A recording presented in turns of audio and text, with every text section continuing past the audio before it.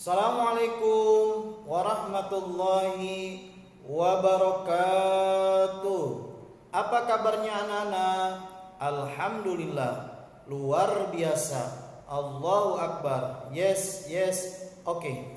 Anak-anakku yang dirahmati Allah Subhanahu wa taala, kelas 3 yang Papa Uji banggakan dan Papa Uji cintai.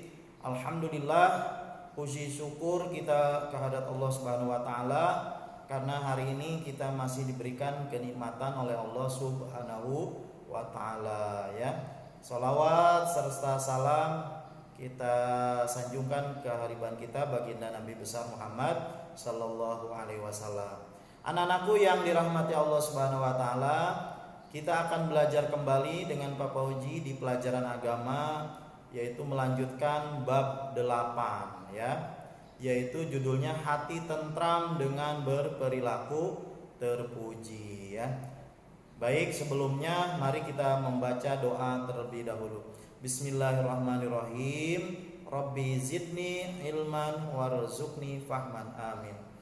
Anak-anakku yang dirahmati Allah Subhanahu wa taala, di pelajaran ini ya, atau di pembelajaran tentang perilaku terpuji ada 2 yang akan kita bahas, yaitu arti ikhlas, yang kedua adalah mohon pertolongan ya.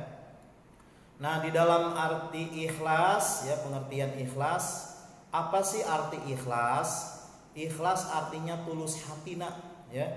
Tulus hati ya. Tulus hati itu berarti tidak ada paksaan dalam hati kita ya. Atau bersih hati ya. Bersih, hati kita itu bersih ya. Ikhlas juga artinya niat yang benar dalam melakukan segala sesuatu.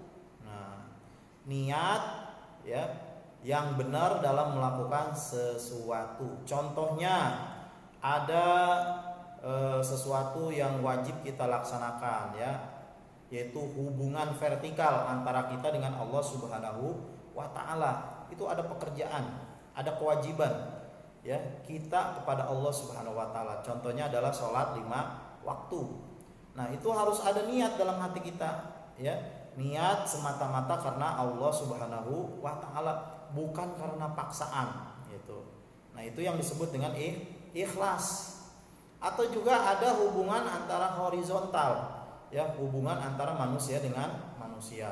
Contoh kecilnya yaitu antara kita dengan orang tua kita, antara kita dengan guru kita, antara kita dengan teman ya. Kalau disuruh oleh orang tua, maka kita harus ikhlas melaksanakan. Kalau ada tugas dari guru, maka juga kita harus ikhlas melaksanakan ya.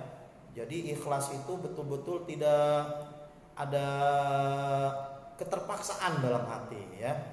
Nah, bagaimana orang-orang yang memiliki sifat ikhlas ya? Ikhlas itu adalah perbuatannya dan mukhlis adalah orangnya. Jadi orang-orang yang ikhlas disebut mukhlis. Nah, cirinya yang pertama yaitu beramal dengan sungguh-sungguh. Ya. Jadi kalau pagi, kalau kita sudah betul-betul punya niat untuk belajar, harus betul-betul dipersiapkan, ikhlas. Tidak mengharapkan pujian orang lain.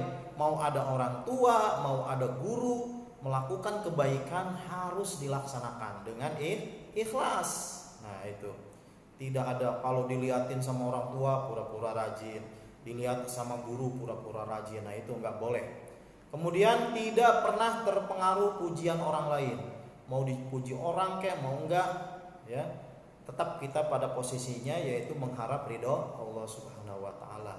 Tidak pernah mengharap imbalan. Kalau disuruh sama orang tua nggak minta, tapi nanti upahin ya. Nah, itu. Atau nanti bu guru nilainya bagusin tapi ya. Nah, itu juga nggak boleh ya. Jangan pernah mengharap imbalan. Tidak pernah mengingat-ingat kebaikan yang pernah dilakukan. Dulu kan saya baik sama kamu, sekarang gantian dong. Nah, itu nggak boleh. Itu cirinya berarti kita tidak memiliki sifat ikhlas. Nah, manfaatnya apa? Berbuat ikhlas, manfaatnya hati menjadi bersih. Oh ya. Jadi hati kita menjadi bersih, tidak ada halangan ya. tidak ada halangan dalam hidup kita untuk melakukan sesuatu, tidak ada keterpaksaan, tidak ada tekanan ya di orang lain, karena kita memang melakukan sesuatu itu niat karena Allah Subhanahu wa taala, ya. Mukhlisina lahuddin. Nah, gitu. Jadi orang-orang yang ikhlas adalah orang-orang yang selalu melakukan kebaikan untuk agamanya, gitu ya. Kemudian amalnya akan diterima, nak. Kalau kita ikhlas, amal kita diterima sama Allah. Oh ya. Kalau kita ikhlas berbuat sesuatu kepada orang tua bagaimana? Tenang, ya, senang, ya. Bahkan dia tidak ragu-ragu memuji anaknya, ya. Walaupun kita tidak mengharap pujian orang tua, nah, gitu ya. Kemudian yang ketiganya apa? Mendapatkan pahala dari Allah, ya. Berapapun pahala yang akan kita terima, itu kita serahkan kepada Allah Subhanahu wa taala. Hasilnya kapan? Hasilnya yaitu pada saat kita nanti menghadap Allah Subhanahu wa taala. Di situ akan terlihat amal-amal kita yang diterima oleh Allah Subhanahu wa taala. Tapi kalau kita ingin mendapatkan pujian, berarti kita berbuat riya namanya, ya. Kemudian tidak pernah terpengaruh itu manfaatnya, ya.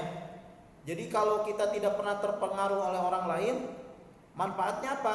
Mendapatkan ketenangan di dalam hati kita. Manfaat ikhlas itu tenang pikiran kita, ya.